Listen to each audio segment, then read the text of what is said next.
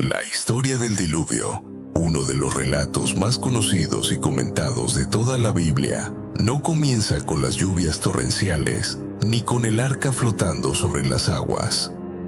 Comienza mucho antes, en una época donde la vida humana seguía siendo joven, pero ya cargaba con el peso del pecado y la separación de Dios. Para entender lo que ocurrió en los días de Noé, es necesario retroceder y observar cómo la humanidad llegó hasta ese punto de crisis. El libro de Génesis, en su capítulo 5, presenta una larga genealogía que podría parecer, a simple vista, una simple lista de nombres y años de vida. Sin embargo, en esta secuencia hay más que datos. Es el rastro de una historia que se extiende desde Adán hasta Noé. Adán vivió 930 años y vio generaciones enteras nacer y morir.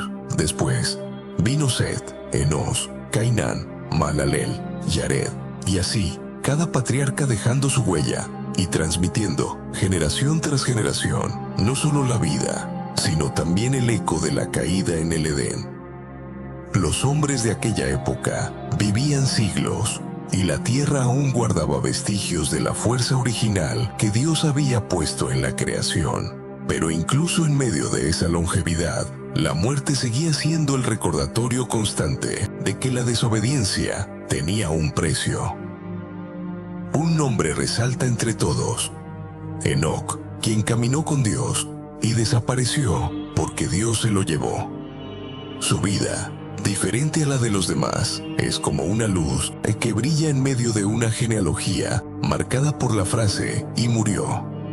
Finalmente, llegamos a Lamec, padre de Noé. Este hombre, al nombrar a su hijo, pronunció palabras proféticas: "Este nos consolará de nuestras obras y del trabajo de nuestras manos, a causa de la tierra que Jehová maldijo".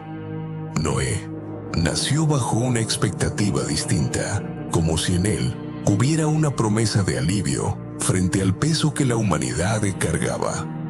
Con el paso de los siglos, la población creció, pero en lugar de multiplicarse la bondad, lo hizo la maldad. El capítulo 6 describe un mundo en el que toda carne había corrompido su camino sobre la tierra.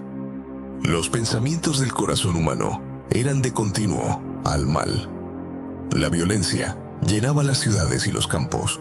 La ambición, el egoísmo y la injusticia se habían vuelto parte de la vida cotidiana. El texto bíblico introduce un detalle que ha generado siglos de debate. Los hijos de Dios tomaron para sí mujeres de entre las hijas de los hombres. Sea cual sea la interpretación, seres celestiales que se rebelaron o simplemente hombres poderosos que se impusieron sobre los demás, el resultado fue el mismo. La corrupción moral se profundizó y se alejó más a la humanidad del plan original de Dios. El dolor de Dios ante esta situación se describe con palabras conmovedoras: "Y se arrepintió Jehová de haber hecho al hombre en la tierra, y le dolió en su corazón". No se trata de un arrepentimiento humano, como si Dios hubiera cometido un error, sino de una tristeza profunda al ver en lo que su creación se había convertido. El Creador, que había visto que todo era bueno en gran manera en el principio, ahora observaba cómo la violencia y la corrupción destruían aquello que había hecho con amor. En medio de esa oscuridad, un hombre destaca: Noé. La Biblia lo describe como varón justo, perfecto en sus generaciones. Con Dios caminó Noé. No significa que fuera sin pecado, sino que vivía en integridad, buscando agradar a Dios, en un tiempo donde la mayoría lo ignoraba. Dios decide que la maldad de la humanidad no puede continuar indefinidamente. El juicio es inevitable, pero no será un acto impulsivo de ira, sino una medida justa para detener la autodestrucción de la creación. Y en su justicia, Dios elige preservar la vida a través de Noé. Le revela que enviará un diluvio que cubrirá toda la tierra y le da la misión de construir un arca, un refugio que salvará a su familia y a una representación de todas las especies animales. El arca no será solo una estructura de madera, será el símbolo de la salvación que Dios ofrece a quienes le obedecen. Si este relato ya te está haciendo reflexionar sobre la diferencia que puede marcar una sola vida que camina con Dios, te invito a que le des me gusta a este video y te suscribas al canal. Así, podremos seguir explorando juntos estas historias que, aunque antiguas, siguen teniendo un mensaje vivo para nuestros días. En el siguiente bloque, veremos cómo Noé recibe instrucciones detalladas para la construcción del arca y cómo este proyecto monumental se convierte en su misión de vida. Noé escuchó las palabras de Dios con una mezcla de asombro y temor reverente. Nunca antes había oído algo semejante. Un diluvio que cubriría toda la tierra. Un juicio que no dejaría vida fuera del arca. La magnitud de la tarea que le era encomendada escapaba a cualquier experiencia previa de la humanidad. Sin embargo, la voz de Dios era clara y su mandato innegociable. Dios le dio instrucciones precisas. El arca debía ser construida de madera de gofer, resistente y duradera, capaz de soportar la fuerza de las aguas y el impacto de meses de flotación. Debía recubrirse por dentro y por fuera con brea para hacerla completamente impermeable. Las dimensiones eran monumentales: 300 codos de largo, 50 de ancho y 30 de alto. En medidas actuales, aproximadamente 135 metros de largo, 22,5 de ancho y 13,5 de alto. Una estructura que en su tiempo no tenía precedentes. Tendría 3 pisos, separados en compartimientos, para albergar a los animales y almacenar el alimento necesario para todos durante la duración del diluvio. Una sola ventana permitiría la entrada de luz y ventilación, y una gran puerta lateral serviría de acceso. El diseño no era para navegar como un barco común, sino para resistir y flotar, estable y segura, en medio de las aguas embravecidas.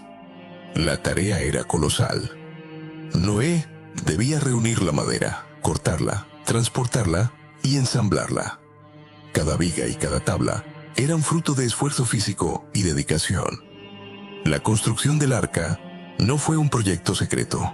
La magnitud de la obra y el tiempo que tomó completarla hizo imposible ocultarlo. Durante años, Noé y su familia trabajaron bajo la mirada de una generación que no comprendía o no quería comprender el motivo de aquella estructura gigantesca. Los vecinos, al pasar, seguramente preguntaban: ¿para qué es esto? Y Noé, fiel a su misión, les advertía sobre el juicio que vendría y la necesidad de arrepentirse. Pero, como tantas veces en la historia, el mensaje fue recibido con incredulidad, burla y desprecio. La paciencia de Dios se extendió durante todo el tiempo que tomó la construcción del arca, dando oportunidad a que muchos se volvieran a él. Sin embargo, nadie lo hizo. Mientras tanto, Dios también le indicó a Noé que debía llevar consigo una pareja de cada especie animal, macho y hembra, para preservarlas con vida. De los animales puros, debía llevar 7 parejas, y de los impuros, una sola. Esto incluía aves, bestias y reptiles. Además, debía almacenar alimento suficiente para todos. El arca sería, por un tiempo, un mundo flotante que mantendría la vida mientras las aguas cubrían la tierra. Imaginar la logística de este encargo es impresionante. Seleccionar, reunir y acomodar a cientos de especies, prever su alimentación, mantener la higiene y todo esto mientras la construcción seguía adelante. La Biblia no entra en los detalles técnicos, pero no es difícil suponer que este trabajo requería una organización meticulosa y un compromiso absoluto. Cada golpe de martillo, y cada tabla colocada eran actos de fe. Noé nunca había visto un diluvio y probablemente tampoco lluvias de la magnitud que vendrían, pero confiaba en la palabra de Dios más que en lo que sus ojos podían ver. Es probable que la tarea se extendiera por décadas. Esto no solo mostraba la paciencia de Dios, sino también la perseverancia de un hombre que contra todo pronóstico y toda opinión humana decidió obedecer. El arca se levantaba lentamente, como un testimonio visible de que Dios cumpliría lo que había dicho. Cuando la estructura finalmente estuvo completa, la visión de aquel coloso de madera debió ser impactante. Noé había hecho todo conforme a lo que Dios le mandó. Ahora quedaba esperar el momento señalado, confiando en que aquel que había dado la orden también cumpliría su palabra. En este punto, la historia nos desafía a reflexionar. ¿Cuántas veces Dios nos llama a hacer algo que no entendemos del todo, que parece exagerado o incluso imposible? Noé no solo creyó, actuó, dedicó su vida entera a la misión, y eso marcó la diferencia entre la vida y la muerte. Si esta parte de la historia te está inspirando, recordá darle me gusta a este video y suscribirte para seguir acompañándonos en este recorrido por las páginas más poderosas de la Biblia. En el siguiente bloque, veremos cómo las compuertas del cielo se abren, cómo la tierra se rompe desde sus profundidades y cómo el diluvio cambia para siempre la faz del mundo. El día llegó. Después de años de trabajo y advertencias, la orden de Dios fue clara. Entra tú y toda tu familia en el arca, porque a ti he visto justo delante de mí en esta generación. Noé no perdió tiempo, siguiendo las instrucciones. Los animales comenzaron a entrar, aves que llenaban el aire con su batir de alas, bestias que avanzaban con paso pesado, criaturas pequeñas que se deslizaban o saltaban. Cada especie, macho y hembra, ocupaba el lugar que se le había preparado. Los vecinos, quizá curiosos o incrédulos, debieron ver con asombro aquel desfile ordenado de la creación hacia una embarcación gigante en medio de la tierra seca. Cuando todos estuvieron dentro, Noé, su esposa, sus 3 hijos y sus esposas, el texto bíblico dice algo impactante. Y Jehová cerró la puerta. No fue Noé quien aseguró la entrada, fue Dios mismo quien selló el arca, protegiendo a quienes estaban dentro. Entonces comenzó. Las compuertas del cielo se abrieron y la lluvia cayó con una intensidad desconocida. Al mismo tiempo, las fuentes de las aguas profundas se rompieron. Era como si la tierra misma, en un lamento final, liberara todo su caudal oculto. Los ríos se desbordaron, los mares se levantaron, las corrientes arrasaban con todo a su paso. Casas, campos, caminos, todo era tragado por la fuerza implacable de las aguas. Los gritos de la gente se mezclaban con el rugido del agua y el crujir de los árboles arrancados de raíz. Lo que había parecido una advertencia lejana se convirtió en realidad innegable. Pero ya era tarde. El arca flotaba, separada del mundo exterior, mientras el agua la elevaba. Durante 40 días y 40 noches, la lluvia no cesó. La superficie del planeta cambió. Las montañas más altas quedaron cubiertas bajo varios metros de agua. Ningún ser vivo que respirara aire quedó fuera del juicio. Solo permaneció la vida dentro del arca. Dentro, la rutina debía ser intensa. Alimentar a los animales, limpiar, mantener la calma, en medio de un estruendo constante. Noé y su familia vivían en un mundo reducido a madera, brea y el sonido de la lluvia. Pero ese lugar era también un refugio, un recordatorio de que la obediencia a Dios había sido su salvación. Después de los 40 días de lluvia, Las aguas continuaron cubriendo la tierra por mucho tiempo. Pasaron 150 días antes de que empezaran a descender. Finalmente, el arca se detuvo sobre los montes de Ararat. Allí permaneció mientras las aguas seguían bajando lentamente. Noé abrió una ventana y soltó un cuervo que iba y venía hasta que las aguas se secaron. Luego envió una paloma, pero no encontró dónde posarse y volvió al arca. 7 días después, la soltó de nuevo, y ésta regresó con una hoja de olivo en el pico. Ese pequeño detalle debió llenar de esperanza a todos dentro. La tierra volvía a dar señales de vida. Una semana más tarde, Noé soltó nuevamente la paloma, y esta vez no regresó. El mensaje era claro: el mundo exterior estaba listo para ser habitado otra vez. Finalmente, Dios habló a Noé: sal del arca, tú, tu esposa, tus hijos y las mujeres de tus hijos contigo. Saca contigo a todos los animales para que se reproduzcan y llenen la tierra. El aire fresco, el cielo despejado, el sol brillando sobre un mundo renovado. Noé y su familia descendieron, seguidos por una multitud de criaturas. Lo primero que hizo Noé fue construir un altar y ofrecer sacrificios a Dios. Fue un acto de gratitud y reconocimiento, una manera de decir: estamos vivos por tu misericordia. Dios, al recibir ese aroma agradable, prometió en su corazón no volver a maldecir la tierra por causa del hombre de la manera en que lo había hecho.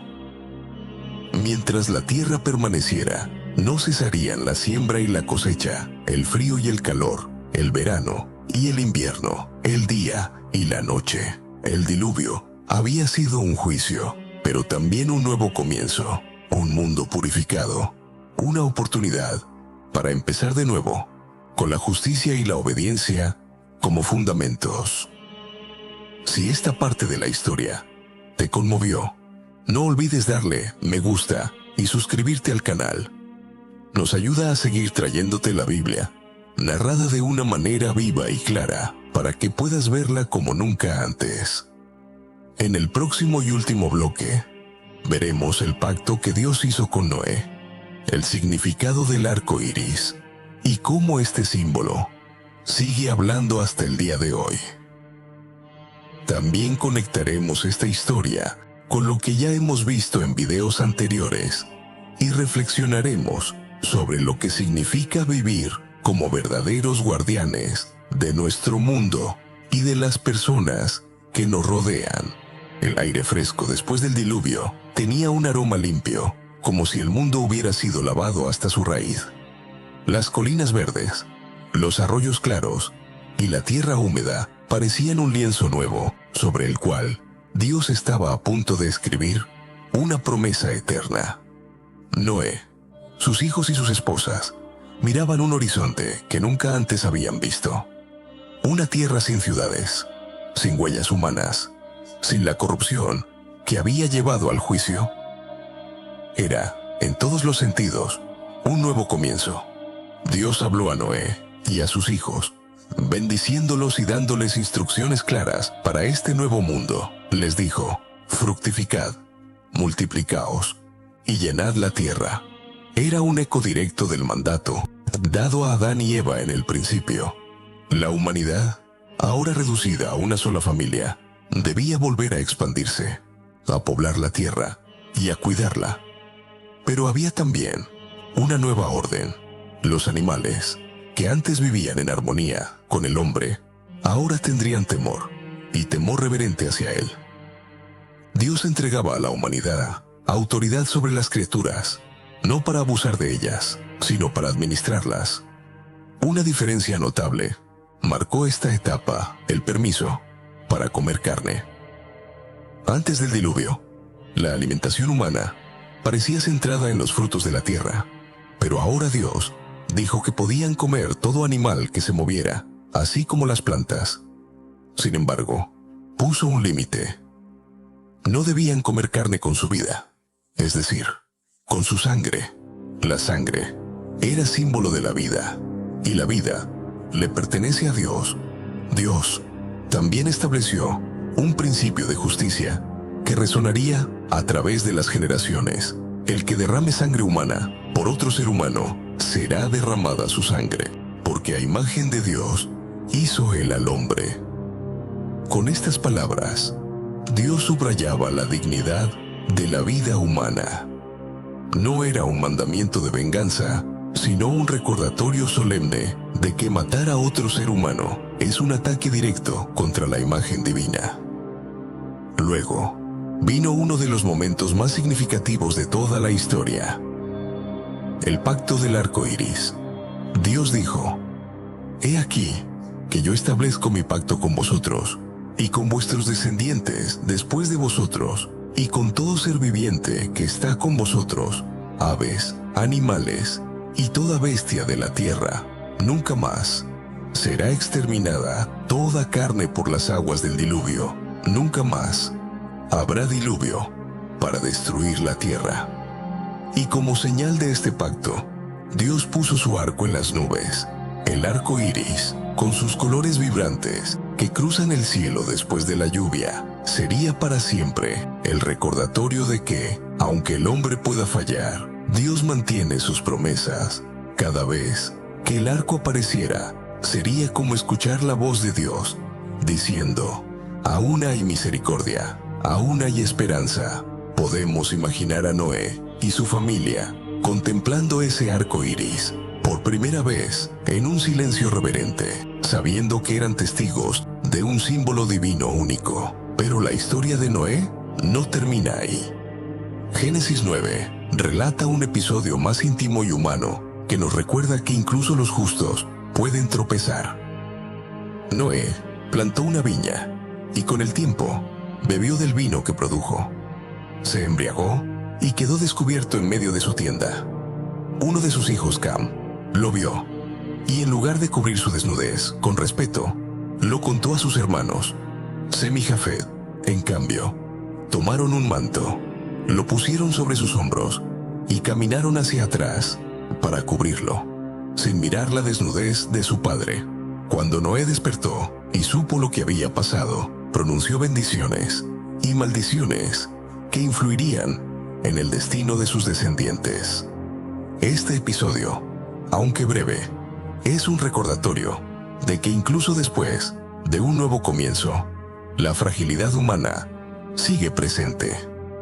La historia no endulza la realidad.